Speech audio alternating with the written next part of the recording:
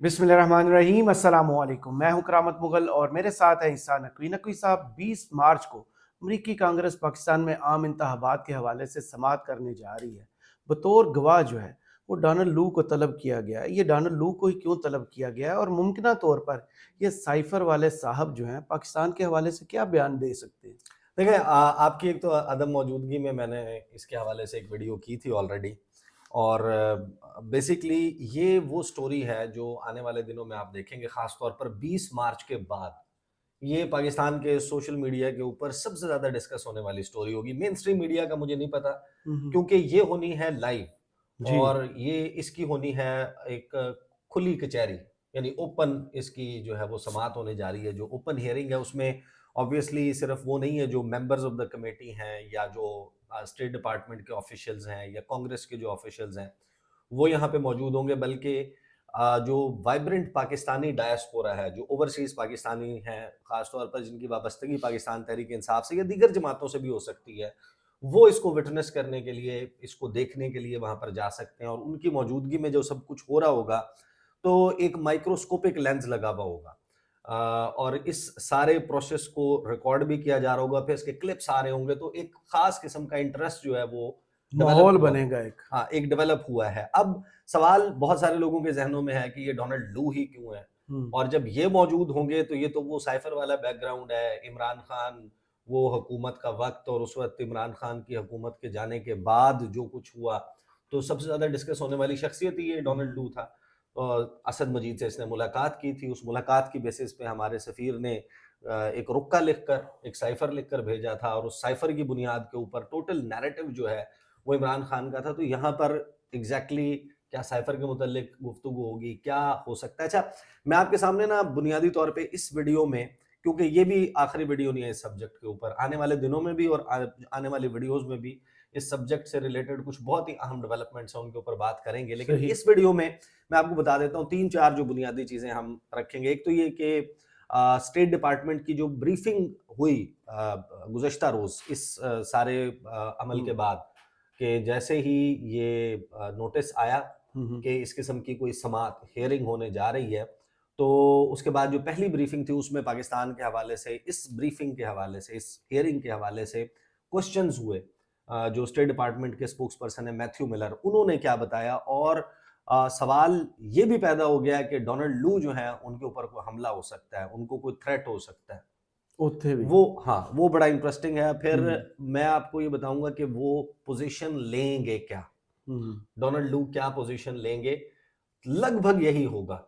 और फिर डिपेंड करता है जो कमेटी के मेंबरान हैं उनके सवालात पे, उनकी लाइन ऑफ क्वेश्चनिंग कहाँ लेके जा सकती है। सही। तो इसमें प्राइमरीली जो है वो हम ये चीजें डिस्कस कर लेते हैं। पहले तो मैं आपको बता दूं कि जो जो इसका नोटिस है ना, नोटिस बड़ा क्लियर है हम्म।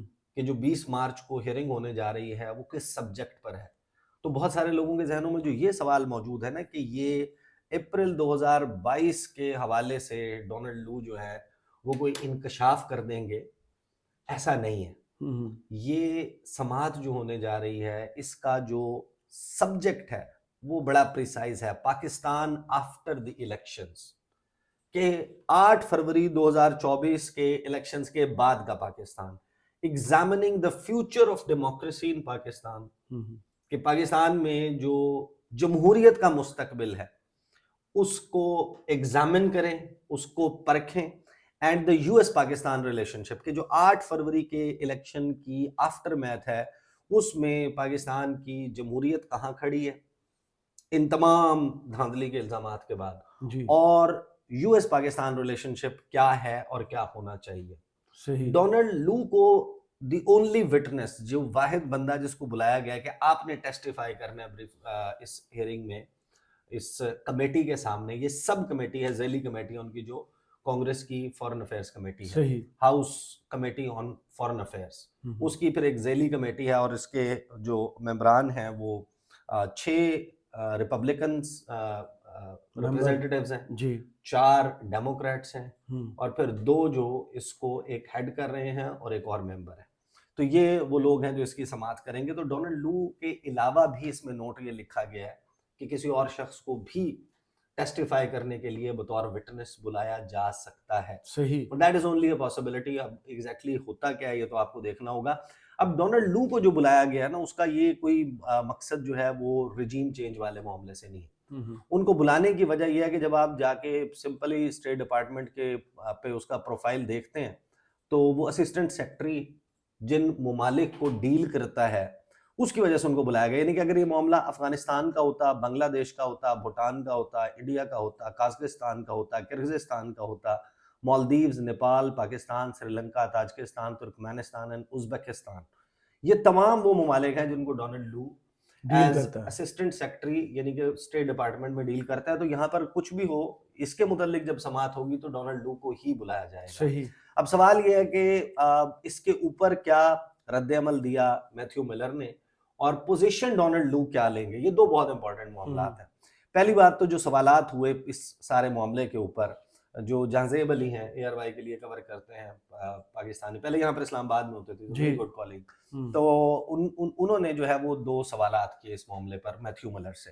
پہلا انہوں نے سوال کیا کہ جو یو ایس کانگریشنل کمیٹی ہے holding its hearing next week on the fairness of Pakistan elections, کہ پاکستان میں جو انتخابات ہیں ان کی شفافیت کے حوالے سے ایک سماعت جو ہے وہ کانگریشنل کمیٹی, کانگریس کی کمیٹی کرنے جا رہی ہے.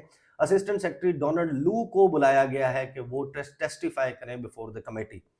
What was your reaction on the announcement of this hearing? کہ آپ کا کیا اس کے اوپر رد عمل تھا جب آپ کو پتا چلا کہ یہ ہیئرنگ ہونے جا رہی ہے, and will its findings have any impact on US Pakistan relations? کہ کیا اس سماعت کا کوئی اثر ہوگا پاکستان اور امریکہ کے تعلقات پر؟ تو اس پہ میتھیو ملر نے کہا کہ so with respect to the hearing, any member of State Department officials testify all the time before Congress. So اس میں کوئی اچنبے کی بات نہیں ہے کہ ڈونلڈ لو جو ہے وہ آ رہے ہیں. تو یہ تو ہمیشہ ایسا ہی ہوتا ہے کہ جب سماعت ہوتی ہے کسی بھی ملک کے متعلق تو جو ریلیونٹ ڈیسک ہوتا ہے اس کے آفیشلز ہی اسٹیٹ ڈپارٹمنٹ سے آ کر ٹیسٹیفائی کرتے ہیں. We see it as an important part of our jobs to help Congress do its job.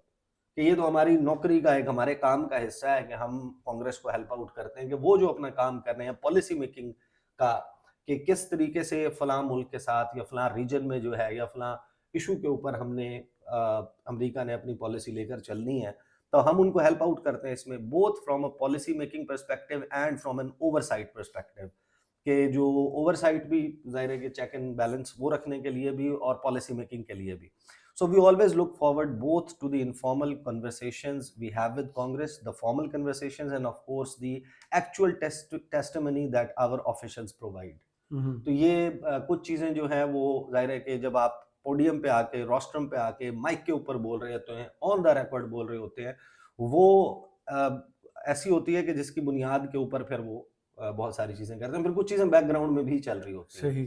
Follow up question جو جہانزیب نے کیا وہ یہ تھا کہ سر, as you know, the former Prime Minister Imran Khan and his supporters allege that Assistant Secretary Donald Lu tried then to destabilize his government during the March 2022 meeting with the Pakistani ambassador.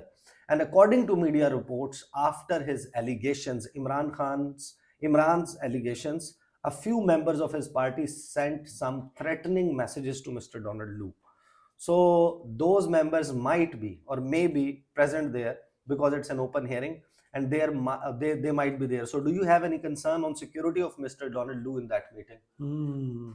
کہ جب یہ ہوا تھا اور Donald لو نے یہ meeting کی تھی اور ڈونلڈ لو جو ہے اس نے اس کے حوالے سے عمران خان نے ایک پوزیشن لی تھی, تو عمران خان کی پارٹی کے بہت سارے لوگوں نے کوئی تھریٹننگ میسیجز جو ہیں وہ بھیجے تھے, دھمکی آمیز پیغامات بھیجے تھے ڈونلڈ لو کو. کیا وہ ان میں سے بھی کچھ لوگ جنہوں نے دھمکی آمیز میسیجز بھیجے تھے, ہو سکتا ہے کہ وہ بھی وہاں پر اوپن ہیئرنگ میں موجود ہوں, ڈونلڈ لو بھی موجود ہوں گے؟ یہ نہ ہونا کہ کوئی پھلانگتا ہوا پہنچ جائے اور ڈونلڈ لو کو گریبان سے ہی پکڑ لے, کیونکہ لائف بھی چل رہا ہوگا نا.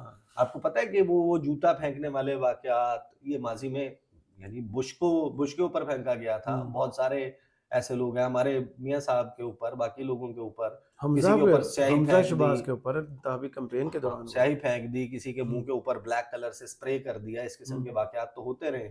تو وہاں پر اس کا جو انورسٹ سینیریو آپ یہ کریں گے آپ پکڑے تو جائیں گے, لیکن امریکہ میں وہ تھوڑی ہے کہ آپ کو پھر چھوڑ دیں گے, نہیں, چھوڑیں گے, یہی تو میں کہہ رہا ہوں. یہ نہیں ہے کہ آپ کو غائب کر دیں گے اور آپ کا وہ ہوگا سلسلہ. وہاں پہ obviously in due course of time آپ کو ایک جو اس کی پنشمنٹ یا وارننگ یا جو بھی بنتا ہے, پھر وہ اس پہ یہ بھی کہہ سکتا ہے کہ میں نے بھائی ریئیکشن میں آ کے اس نے فلاں بات کی, مجھے غصہ آ گیا, تو اسپونٹینیس تھا, کوئی پلانڈ نہیں تھا. مثلاً اگر آپ اسپرے یا پینٹ یا اس قسم کی کوئی چیز پہلے سے باہر سے نہیں لے کے جا رہے اور آپ آف دا کف کوئی چیز ایکشن کر دیتے ہیں, تو پھر اس کا معاملہ مختلف, اور اگر آپ بائی ڈیزائن بائی پلان آئے ہیں تو اس کا معاملہ مختلف ہے. صحیح. تو یہ جب سوال ہوا تو بڑا اسٹرانگ جو ہے اس نے میتھیو ملر نے اس کے اوپر ریئیکشن دیا. میتھیو ملر نے کہا کہ سب سے پہلے تو جو ایلیگیشنز لگے ہیں, جو الزامات لگے ہیں اسسٹنٹ سیکرٹری ڈونلڈ لو کے اوپر, وہ جھوٹے ہیں, وہ ہمیشہ سے جھوٹ رہے ہیں. آپ نے میری اسٹیٹمنٹ سنی ہوں گی, 1 مرتبہ نہیں, 2 مرتبہ نہیں, 10 دفعہ سے زیادہ میں یہ بات کہہ چکا ہوں کہ وہ الزامات جھوٹے ہیں. اور کوئی بھی تھریٹس دیے جاتے ہیں, دھمکیاں آمیز میسیجز یا دھمکیاں دی جاتی ہیں کسی بھی امریکی آفیشل کو, تو ہم اس کو بہت سیریسلی, بہت سنجیدگی سے دیکھتے ہیں, ان کی مذمت کرتے ہیں کہ جس بھی عمل سے ہمارے ڈپلومیٹس کی سیفٹی اور سیکیورٹی وہ کمپرومائز ہو جائے. صحیح. تو یہ تو وہ جواب ہے جو انہوں نے اس حوالے سے دیا. اب بہت سارے لوگوں کے ذہنوں میں سوال موجود ہوگا کہ ڈونلڈ لو کیا اسٹیٹمنٹ دے سکتے ہیں, that is number 1 question. Number 2 کہ کیا وہ اس کے علاوہ بھی کوئی بات کر سکتے ہیں. جب آپ سبجیکٹ ذہن میں رکھتے ہیں تو آپ کو پتہ ہے کہ ان سے جو پوچھا جائے گا وہ پاکستان میں انتخابات کی شفافیت کے حوالے سے, جو انتخابی عمل ہوا ہے اس کے نتیجے میں کیا پاکستان کو ایک ڈیموکریسی کنسیڈر کرنا چاہیے یا پاکستان ایک اتھارٹیرین اسٹیٹ ہے, کیا پاکستان کو آمرانہ ریاستوں کی صف میں ڈال دیں, سلائیڈ کر گئی ہے پاکستان کی ڈیموکریسی. اس میں 2 فیکٹرز بڑے اہم ہیں. ایک تو یہ کہ جو اکانومسٹ انٹیلیجنس یونٹ ہے اس کی ڈیموکریسی کے حوالے سے وہ رینکنگ اور وہ جاری کرتا ہے پوری دنیا میں جمہوریت کے حوالے سے. انہوں نے 31 دسمبر 2023 تک کے جو واقعات ہیں اس کی بنیاد پہ پاکستان کو واحد ملک جو کہ ایشیا میں اور دنیا میں اور ایشیا میں واحد ملک جو سلائیڈ کیا ہے, دنیا میں واحد ملک جو 11 درجے نیچے گیا ہے صحیح ڈیموکریسی انڈیکس میں, جمہوریت کا جو انڈیکس ہے اس میں. ایک تو پاکستان کو ہائیبرڈ ریجیمز کی صف میں سے نکال کے جو ڈیموکریسی کی ہی مختلف فارمز میں آتی ہے, باقاعدہ پاکستان کو اتھارٹیرین اسٹیٹ کے کیٹیگری میں ڈال دیا. تو ایک تو وہ معاملہ ہے جس کو ڈونلڈ لو ظاہر ہے کہ اس کے اوپر بات کریں گے. اصل معاملہ کہاں ہے گا, وہ پوزیشن کیا لیں گے, وہ پوزیشن ایگزیکٹلی وہی لیں گے جو امریکی محکمہ خارجہ نے پاکستان کے انتخابات پہ لی ہے. تھوڑی سی مائلڈر ہے یو کے کی پوزیشن سے. یو کے نے تھوڑی سی جو برطانیہ کی اسٹیٹمنٹ تھی یا یورپین یونین کی تھی یا اقوام متحدہ کی تھی, وہ تھوڑی سی اسے کہہ سکتے ہیں کہ اپ ہیڈ. لیکن امریکہ نے لگ بھگ وہی بات کی تھی, لیکن ڈیموکریسی جو ڈپلومیسی ہے اس میں بڑا میٹر کرتا ہے کہ آپ کا الفاظ کا چناؤ کیا ہے. انہوں نے اسٹیٹمنٹ جو دی تھی نا, وہ ڈونلڈ لو کا بیان اسی کے ارد گرد ہوگا. اصل معاملہ آئے گا جب اس کے اوپر کراس کوسچننگ ہوگی. وہ پوزیشن یہ لیں گے جو اسٹیٹڈ پوزیشن ہے اسٹیٹ ڈپارٹمنٹ کی 9 فروری کی. صحیح. انیشل یعنی پاکستان میں الیکشنز کی جو پری الیکشن سینیریو تھا, الیکشن ڈے سینیریو تھا, اور 1 day after the election post election جو پوسٹ الیکشن تھا, وہ سینیریو کے اوپر جو انہوں نے پوزیشن لے لی تھی, اب پوزیشن جو ہے وہ تو وہی رہے گی. لیکن پھر پوسٹ الیکشن باقی دنوں میں بہت کچھ ہو چکا ہے, وہاں پر تھوڑی سی تبدیلی ہے.